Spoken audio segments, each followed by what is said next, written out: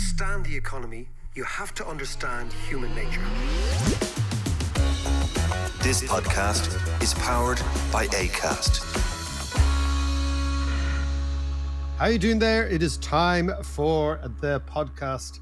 And I've just told John, by the way, I am in Trieste in Italy. I'm going to tell you all about that in a second. The tour continues. The tour continues. I'm actually here, John, you will love this. You will absolutely love this. At the Trieste Joyce Summer School, where I am discussing James Joyce with, I can tell you, right? Joyceans. Joyceans are like a cult. Okay. Yes. Right, okay.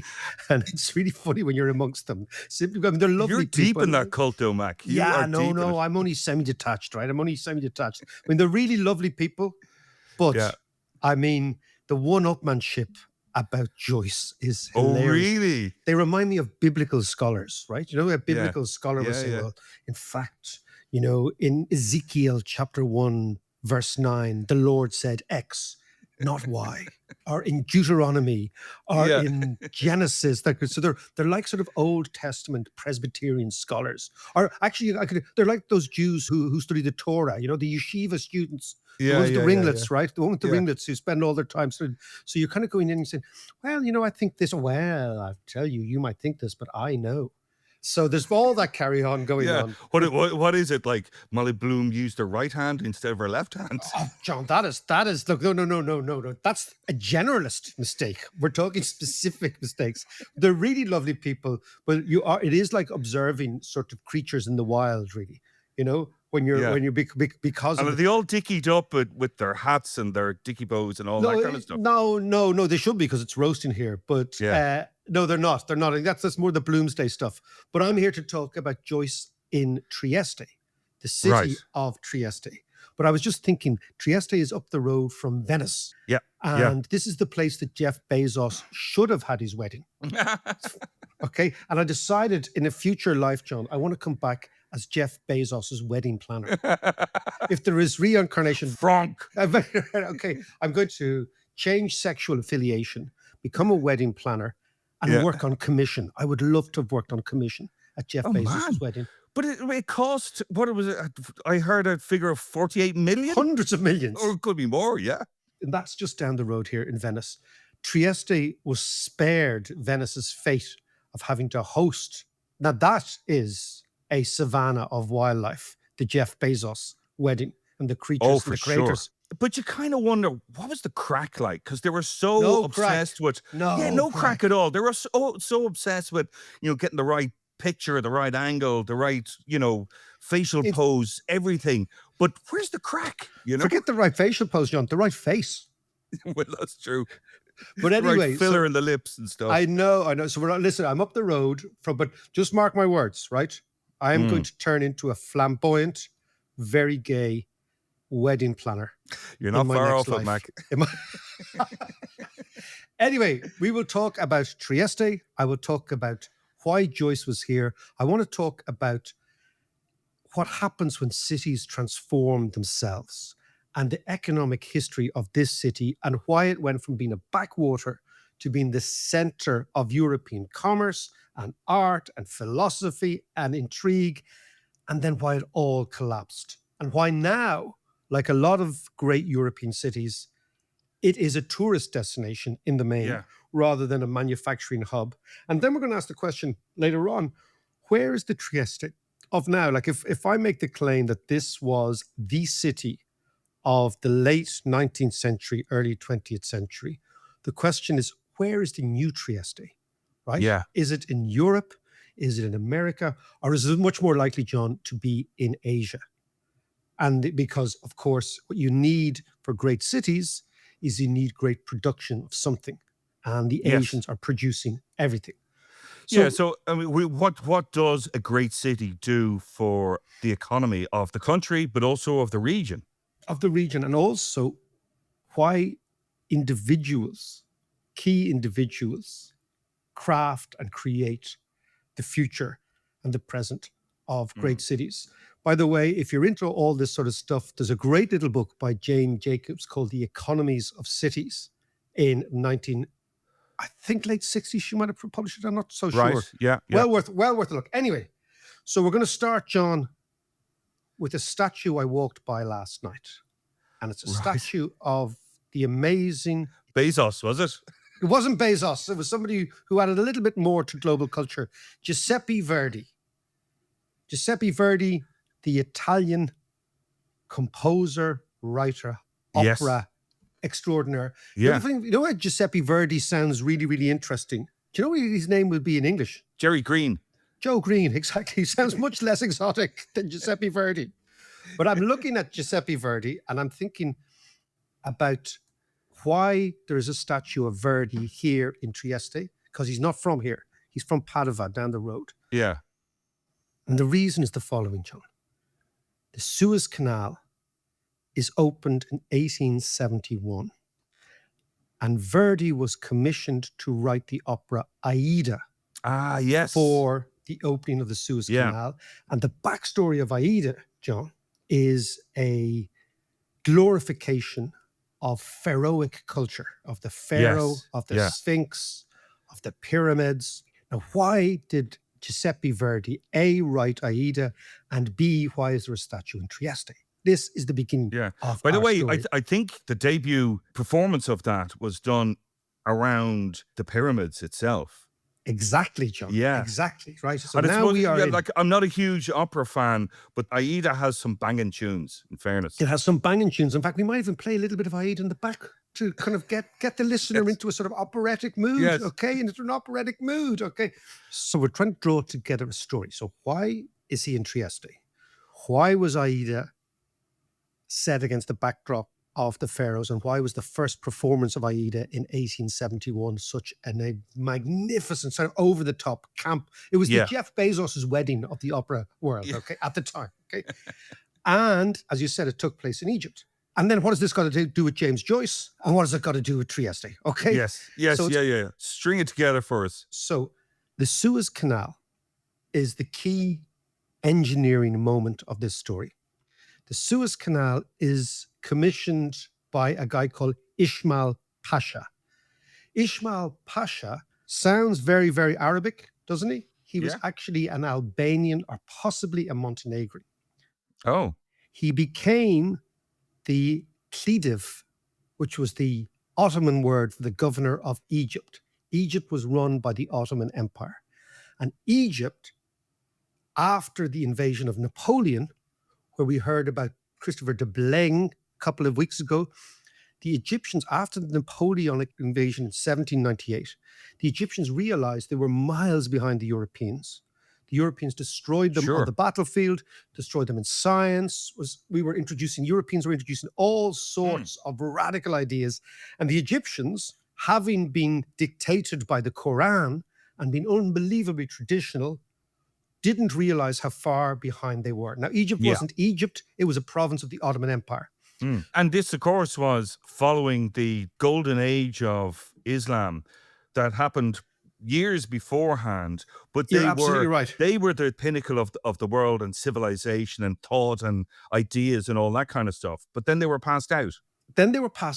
Why? Because they went back to the good book. They went back to the Quran and they became traditionalists, right? So lots of stuff going on at the time, okay? Ishmael Pasha arrives as the governor of Egypt under the instructions of the Ottoman Empire. And Ishmael Pasha was also a possibly Montenegrin, possibly Albanian, but definitely somebody from the Balkans. Now, people might be listening and say, well, how come somebody from the Balkans ends up the governor of Egypt on behalf of the Ottomans? Because we forget that the Western Ottoman Empire extended all the way up to Sarajevo. So what we know is Greece, bits of Serbia, Montenegro, Albania, and of course Bosnia. These were all provinces of the Ottoman Empire. So even the great Ataturk, John, wasn't born in Turkey. He was born in Greece. Yes. Yeah. So Ishmael Pasha is the Balkan administrator of Egypt on behalf of the Ottomans. He realizes or thinks if Egypt is to develop, it has to join the global economy. The same way as we figured out in Ireland, if we have to develop, we have to join the American economy. Exactly the same idea, right? We have to, we have to think of some trick that we can actually propel us into the modern world. So the trick that Ishmal Pasha understood was, if they can do something that the Romans were trying to do, which was build the Suez Canal. Believe it or not, the first effort to build it was the Romans. Yeah. Wow. Because the Romans realized that the passage to India could be made much shorter. Yeah. If they didn't have to take all their camels off at what was Alexandria and going to go across the desert and then go back into the Red Sea, right? If they could actually cut and cleave a quarry through the rock, they could actually shorten the journey, but they didn't have the industrial and mechanical capacity. And hence they never made it to India. They never made it to India, but they traded with the Indians a lot. A hell of a lot. They traded with them. Remember I told you that Pliny the Elder was pissed off about all the gold going to India? Oh, that's the Indians, right, yes. The Indians looked at the Romans and said, your produce is so shite, we don't want anything. Yeah. We will trade with you, but only in return for gold because you're so backward. The Indians were miles ahead of anyone else. So we're back in the 19th century. So Ishmael Pasha says, okay, we're going to build the Suez Canal. But of course, they couldn't build the Suez Canal because they didn't have the finance. And this story is the story of how finance changed the world, because the Suez Canal is as much a story of financial engineering as it is a story of mechanical engineering. And so Verdi, his statue is a stone's throw away from the stock exchange here in Trieste. So the reason Verdi has a statue in Trieste is Verdi wrote Aida. Aida was the opera that opened the Suez Canal, which is why, as you said, all the pyramids were in the background. But why, hang on a second, but why Trieste and not any of the other big cities around at the time? Now, that is a crucial part of the story. The reason is twofold. The Suez Canal completely transformed Trieste, number one, from a backwater to Europe's preeminent city. And number two, financiers from Trieste stumped up a significant amount of the risk capital for the Suez Canal. So you have two things going on. Yeah. That's why the stock exchange is important, right? Yeah. Didn't know there was a stock exchange in Trieste. Massive one. Massive one. That's bizarre in itself. It is bizarre until you delve deep into the history. So mid-19th century, there is the emergence of what you would describe as a mercantile middle class in Europe. These are the people who owned the factories of the Industrial Revolution in the main. These are the people who owned the trade routes. These are the people who had the access to the special licenses to import this, that, and the other. Now, when you get a middle class and you get their clerical class coming underneath, like officers, clerical officers, bankers, lawyers, accountants, all these attendant professionals of the commercial class, they do something very new in the 19th century. They begin to save. And the thing about savings is savings have to be recycled. Yeah. And that's why the stock market comes in. So the stock market is a completely novel idea for most cities. And the reason the stock market is novel is that prior to having savings, you had no need for stocks because people had no money. It was just the king had money and a couple of the big bonds, right? So it's the stock exchange in Trieste one of the first stock exchanges? You have an explosion. 90% of stock exchanges in the world emerged between 1860 and 1890. Right. 90% of all of them, right? So the Triestean one is unbelievably important in the story of the Suez Canal. Why? Because the Suez Canal was an incredibly risky idea. And no one person or one company would shoulder that risk alone because the cost of failure is phenomenal. But if you could spread the risk over thousands of people, each with a little sliver of an interest in the Suez Canal via a share, what you could do is you could disseminate the risk so that you could create a company that laid off its own risk against all its shareholders and generate enough capital to finance this extraordinary engineering feat, which was in effect boring a hole through the continent, which is what they did. Yeah. Now, amazingly, the Triestean people were the people who got behind a guy called Ferdinand de Lesseps, who was the French engineer who came up with the idea. And of course, he was French because the Napoleonic French were in Egypt. Yes. They'd been knocked around by the Brits, but they were still very much part of the background noise. And so then you get to this extraordinary person called Ravoltella, Pasquale di Ravoltella.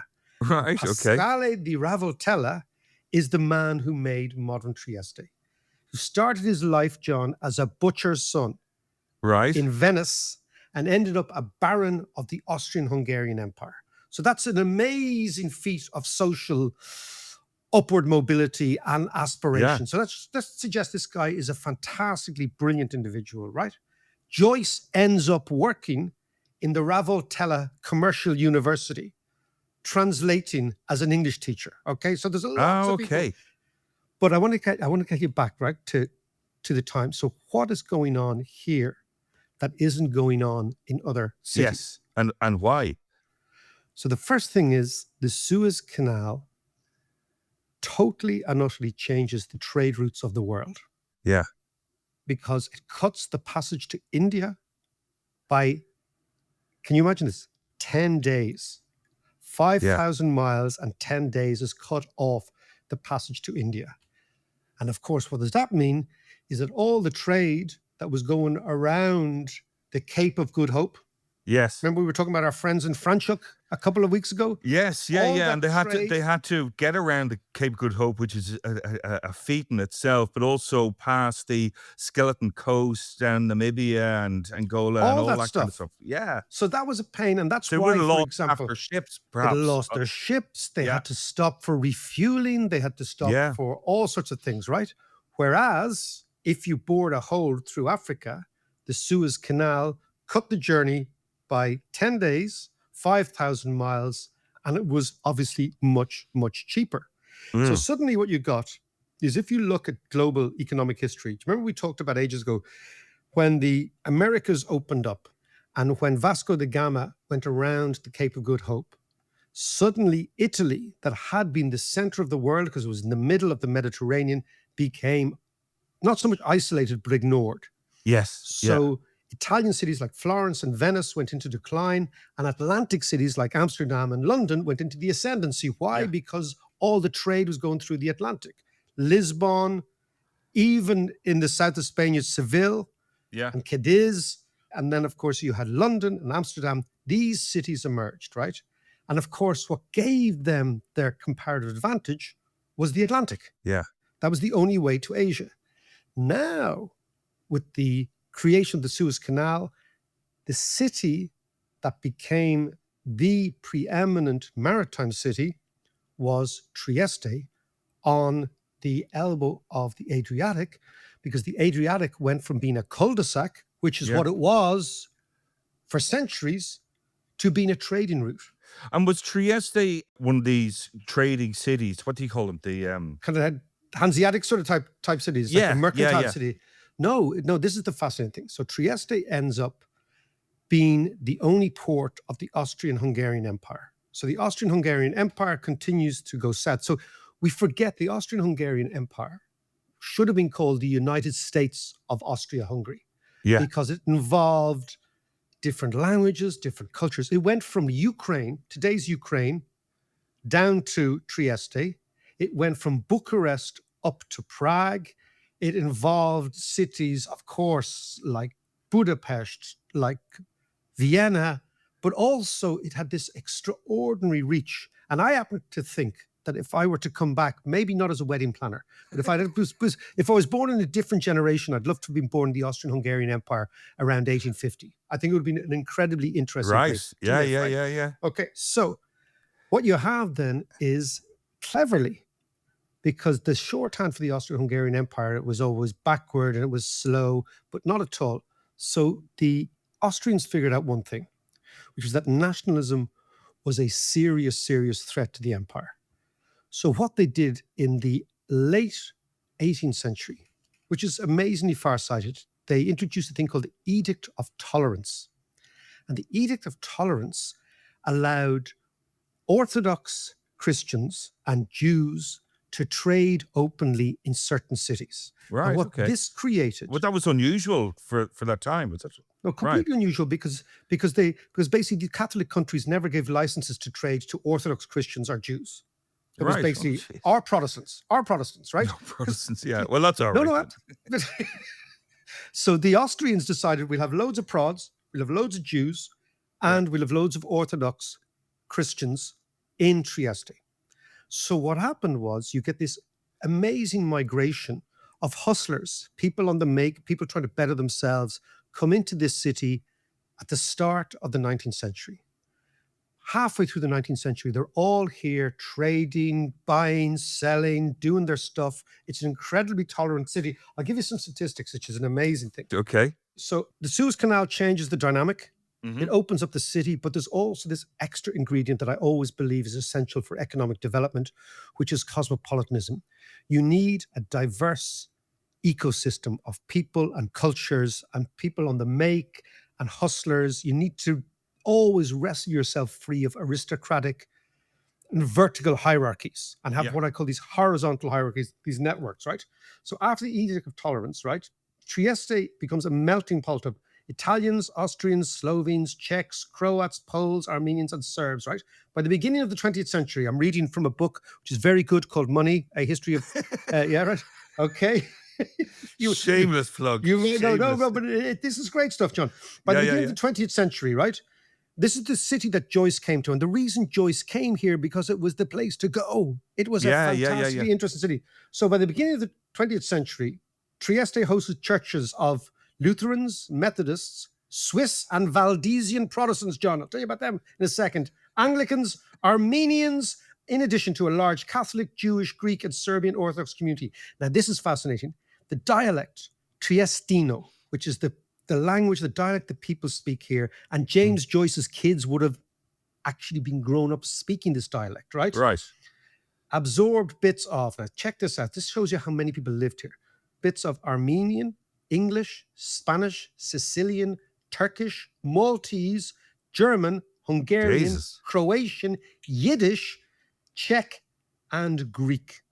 And this is a fascinating thing. Marx, not a great friend of the show, but nonetheless, let's quote him. Yeah. Marx was asked, why is Trieste so successful and Venice, which was the most successful city in the region, not so successful by the early 21st century? And he said something brilliant. He said, how then came it to pass that Trieste and not Venice became the cradle of revived navigation in the Adriatic? And he said, this is a quote, Venice is a town of reminiscences. Trieste shared the privilege of the United States of having no past at all. Formed by a motley crew of Italian, German, English, French, Greek, Armenian, and Jewish merchants and venturers, it was not fettered by the traditions of the city of the lagoons. And that is a beautiful passage. Right? I'm not, you don't always get an homage to Marx on this particular economic podcast, but what he understood was you need this spark of novelty and people trying to get on, and disparate people, you know, hanging out together, tolerated together. And there is the dynamo of creativity. Yeah. So, I mean, what happened to that dialect? It's still spoken. Oh, right. It's still spoken, but it's not as it used to be because it's been really absorbed into Italian. Right. Yes. Yeah. So, that's what I would have thought. So when they became really Italian, lots of those little words kind of sort of disappear, and the older folk who speak it probably speak it a bit. But it was this vibrant dialect. But now it's like what happens in France. Like all those dialects are being subsumed into, you know, proper French. Yeah. Well, that's the nature of language itself. It's a living thing, as we spoke about last week. Indeed. Eclectically. Well, let me ask you then, if you know, so Trieste was the city of its time. What's the city of its time now? Of this time? Excellent question. Well, let's talk about that after the break.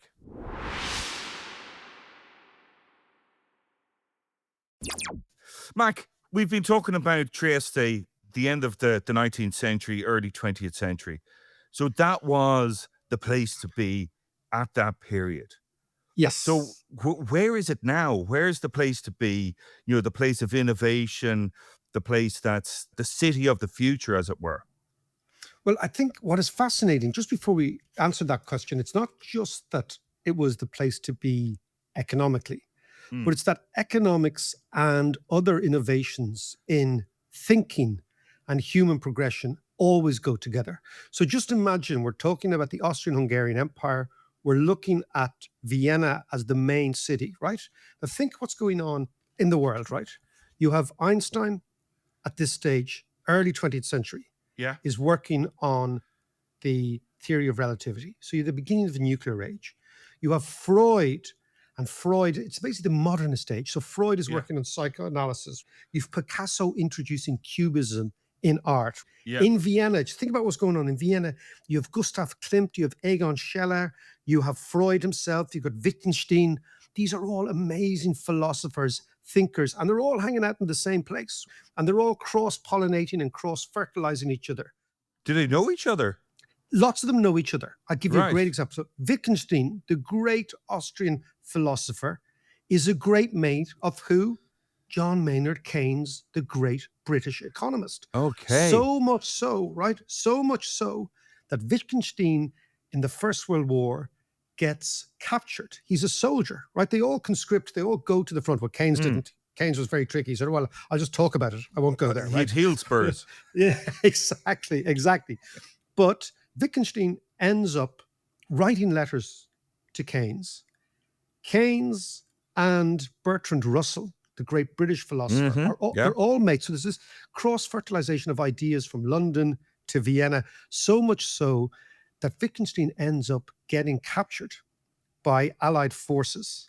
And even though he is an enemy combatant, Keynes ensures that Wittgenstein can still write letters to Keynes about philosophy and art and culture and all this sort of stuff. So there's this phenomenal sort of melting pot of ideas, of intellectual, kind of aggressive intellectual modernism. And modernism is all about what Joyce was doing too, which was dispensing with the old and creating something new and looking forward. So in the same way as Joyce was absorbing the ideas of Freud, he was absorbing the ideas of Picasso, they were all infected by each other at this stage, right? And so too Keynes, because Keynes was the one who was the great modernist in economics. Keynes said, dispense all that classical stuff, all that supply and demand stuff, all that the price will clear everything, that Adam Smith stuff. Let's create a new way of looking at the world, which is Keynesianism, which is essentially modernism in economics. So this is all going on in thought, but also what's going on, John, and this is what people forget, is that there was an amazing modernism in economic development, in the amount of products, in the amount of innovations, in the amount of inventions. I'll give you an example, right? You're talking about technologies like electricity, all kinds of products. These are all invented in the 4 years before the First World War. Tanks, transistors, tea bags, instant coffee, air conditioning, cornflakes. The bra is invented, John. Vacuum cleaners, color photography, all invented and commercialized in the 5 years before the First World War. Cornflakes. This is the gales of creative destruction. This is Schumpeterian economics, right? Cornflakes, yes, these are very important. Very, very important. And think about it, right? Okay, one innovation was triggering enough. So the electromagnetic waves discovered by Heinrich Hertz in Germany, right, would set the stage for radars, radio broadcasts, television, farming, the first tractors, right? Tractors and synthetic fertilizers pushing up yields, combustion engines, electrical motors, escalators. These are all invented, and without a blink of an eye, the Wright brothers are actually up in their flying machine. The age of aviation begins. So what I'm saying is intellectual, artistic, commercial innovation all move together. And then the best way to look at all this is the number of patents. So patents are basically the direct protection of innovation. The number of patents in Germany increased from 8,000 in 1900 to 13,000 in 1913. The total number of annual patents in Germany, France, and Britain increased from 14,000 in 1905 to 46,000 in 1913. So that's 46,000 specific new inventions. Wow, that's amazing. So it was one of them Weetabix. One of them was Weetabix, crunchy nut cornflakes, the whole thing, John, right? And think about it, right? The number of patents in the United States alone soared from 19,000 in 1900 to 68,000 in 1913. Wow. So what you are seeing is this extraordinary combustion of commercial energy, artistic energy, etc. All comes to a crashing halt in 1914 and the First World War. Yeah, yeah. So 1913 is the peak of this. I'll give you another creepy fact before we talk about the city of the future. Go on. Well, 1913 in Vienna. So Vienna is the home of all great intellectual activity, right? But also in Vienna, which is the year that the Verdi statue was unveiled in Trieste. Yeah. And of course, Joyce loved opera and he loved Verdi. And he went to see a performance of Aida in summer of 1913. And in summer of 1913, he, like everybody else, had a reasonably optimistic view of the future. But in Vienna, the home of all this amazing creativity, something else was going on. There was a 23-year-old painter who had just been turned down for the city's Academy of Fine Arts, and he found himself eking out a living selling watercolors on the street, 23 years old. There was also in Vienna, at exactly the same time, 4 streets away, lived a Georgian revolutionary who was traveling under the false name of Stavros Papadolamos. Yeah. He was writing a paper called Marxism and the National Question. The first guy's name was Adolf Hitler. The second guy's name was Joseph Stalin. And they were both living in Vienna in summer of 1913. Wow, and yeah. both of them together destroyed the beautiful, crazy, diverse, intellectual, innovative dynamo that was the city of Trieste. And by the start or the middle of the Second World War, both of those two losers, actually, Yeah. going head to head, they were destroying all the fragile beauty that you need to create the innovative society, which is tolerance, openness, and acceptance. And it's amazing that those two were living in Vienna, 4 streets away from each other, exactly at the same time as Joyce was celebrating. And did they Aida. meet at that time? They never met. They never met. And you know who was also living there? Tito. Oh, right. Was also living in Vienna in 1913. And of course, it's Yugoslavia. Yeah. Tito was a Lothario. He was a great hammerman. He was a mechanic and hammerman who became a communist revolutionary. Right. What's a hammerman? A man who rides a lot. Oh, but of course. Of course. So what I'm saying is, John, these were amazing times. Yeah. So as we said, Trieste was the buzzing, happening place to be back then. So is there an equivalent place now? Like, where is the city of the future with all the art and the culture and the innovation? Yes. The irreverence. Yeah. But also the mechanical innovation, the product innovation, the cornflakes, if you will, John. Yes. Right? Where are the new cornflakes? The Frosties. The Frosties. But so do you think that, I mean, I know what, you know, the Silicon Valley, while it's not a city as such, is that where it's at? Or is it in the East, as you mentioned earlier, like in Korea or something like that? Or is it in this new city that they're trying to build in Saudi Arabia, the 170-kilometer linear city? Tell me more about this. I've heard about this. Where is it? Nuam or some place called Nuam or Noom or something? Yeah, Noam. It's a smart city in Noam in Saudi Arabia. But the amazing thing is that it's just 200 meters wide and it's built of glass and mirror exterior. So you don't even see it as you're coming up to it. It's like a mirage, but it's supposed to be the absolute city of the future. But apparently in 2024, there was $50 billion had already been put into it. But its interest is waning and it's turning out to be much more expensive and much more difficult to do. Like as I said, it was supposed to be 170 kilometers long and completed by 2050, but they've only got 5 kilometers done. And I'm not even sure if that's complete.